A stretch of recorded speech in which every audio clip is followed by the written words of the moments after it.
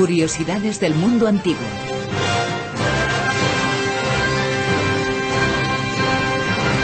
Ignacio Monzón, muy buenas noches. Muy buenas noches, Bruno.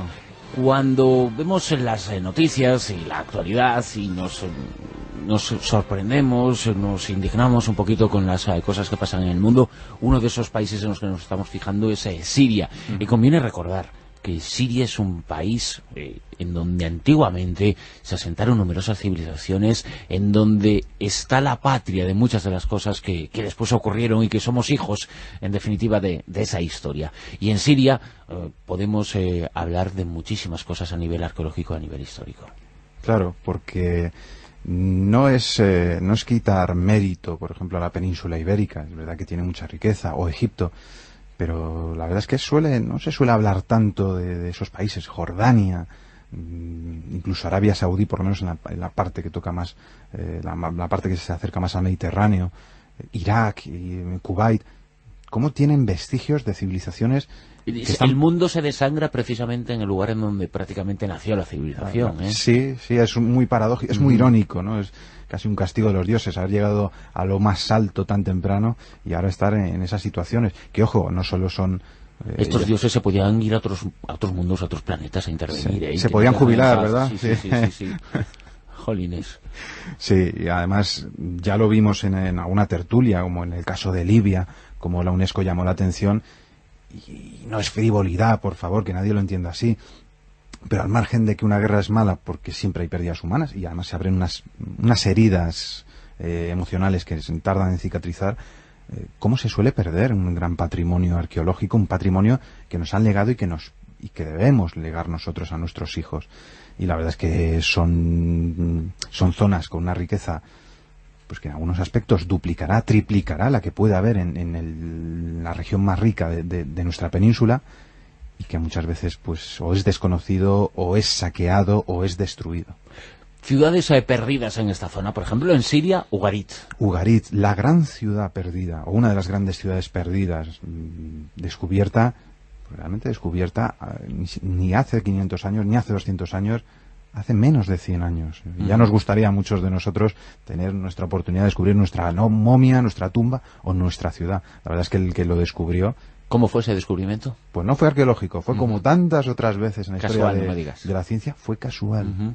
Por eso siempre me decían a mí unos arqueólogos en primero de carrera que lo mejor que puede hacer uno, aparte evidentemente de documentarse, eso nunca puede quitarnos, es ir a algún pueblo e ir al mejor centro de documentación posible, el bar. Invitar unas copitas a los lugareños y se les soltará la lengua y te empezarán a contar todas las cosas que han encontrado ellos o sus padres. En este caso hablamos del año 1928, cuando un caballero, un labrador completamente humilde, el señor Mahmud Maula al-Zir, la historia afortunadamente en este caso le ha recordado su mérito, empezó a encontrar unas cosas muy raras, unas tumbas en una región llamada Minet el Beida, el Puerto Blanco. Eso llamó la atención a investigadores europeos que ya desde el siglo XIX, pues la verdad es que estaban llenando de agujeros Egipto, Grecia, Italia, el Próximo Oriente, todas partes.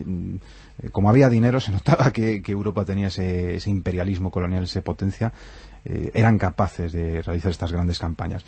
Y la verdad es que ya desde muy pronto, Claude Saffer inició unas campañas enormemente fructíferas. En muy poquitos años descubrió que esa necrópolis pertenecía a una gran ciudad, una ciudad perdida, pero perdida en las brumas del tiempo, una ciudad perdida hace más de 2500 años, y que era la gran ciudad de Ugarit, una ciudad que probablemente a los oyentes no les suene, pero es una de las grandes ciudades cananeas, una ciudad que aparece en muchos textos que se habían encontrado en los archivos de El Amarna, de la ciudad de Akenatón, se hablaba de esa ciudad. Y después los arqueólogos, ¿qué fue lo que encontraron? ¿A qué civilización perteneció? ¿Cuál fue el grado de desarrollo que hubo en Ugarit? La verdad es que la sorpresa fue mayúscula, primero porque se trataba de una ciudad cananea. Los cananeos son un pueblo semita al que pertenecen o con el que están emparentados los fenicios. Digamos que los fenicios serían una rama de los cananeos. Los púnicos contra los que luchan los romanos son fenicios, una especie de fenicios asentados en el norte de África y helenizados, pero son fenicios, son cananeos. Incluso algunas veces ellos lo reconocen, de la zona de Canaán. una especie de primos hermanos de los hebreos, por así decirlo. Pueblo semita, eso sí, politeísta, y con un nivel de desarrollo absolutamente extraordinario.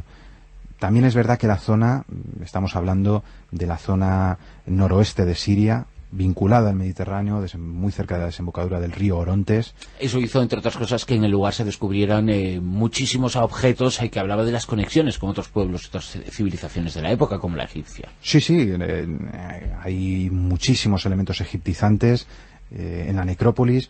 En la misma ciudad, sus dioses son representados con una iconografía a medio caballo entre el mundo egipcio y el mundo mesopotámico, con lo cual nos está hablando de esa permeabilidad y esos contactos permanentes en el segundo milenio antes de Cristo, en el tercero e incluso antes de que se desarrollaran en todas estas civilizaciones. Tenemos cerámica de El Obeid, tenemos cerámica de Halaf, que son culturas que estaban cientos de kilómetros más alejadas de Ugarit, y que son culturas del séptimo milenio, del sexto milenio, del quinto milenio.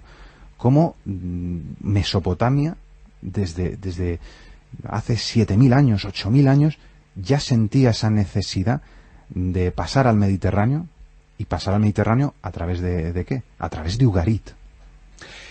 Y también, como tantas otras grandes ciudades y civilizaciones del pasado, tienen un lado oscuro en las cosas que hacían. No todo era desarrollo, no todo era avance para la época, ¿no? Porque, por ejemplo, entre otras cosas, han descubierto evidencias de que sacrificaban niños. Es muy controvertido, eso también pasa en el mundo fenicio, en el mundo púnico. Los romanos lo usaron como filón para atacarles, y no acaba de estar claro si realmente sacrificaron niños, si los sacrificaron al principio, como puede ser posible, y después no, si los sacrificaban solo en época de crisis. Hablamos del sacrificio Molk, un tipo de sacrificio que a nosotros, evidentemente, claro, nos parece una auténtica aberración, pero que tenía un sentido para ellos muy religioso. Aludía a un mito, al mito de un dios cananeo, un dios semita muy famoso, el dios Baal, que había sacrificado a su propio hijo, al dios Yehud, pero no lo había hecho de manera gratuita, digamos que lo había sacrificado para salvar a la humanidad. Por cierto, ¿este sacrificio nos recuerda algo?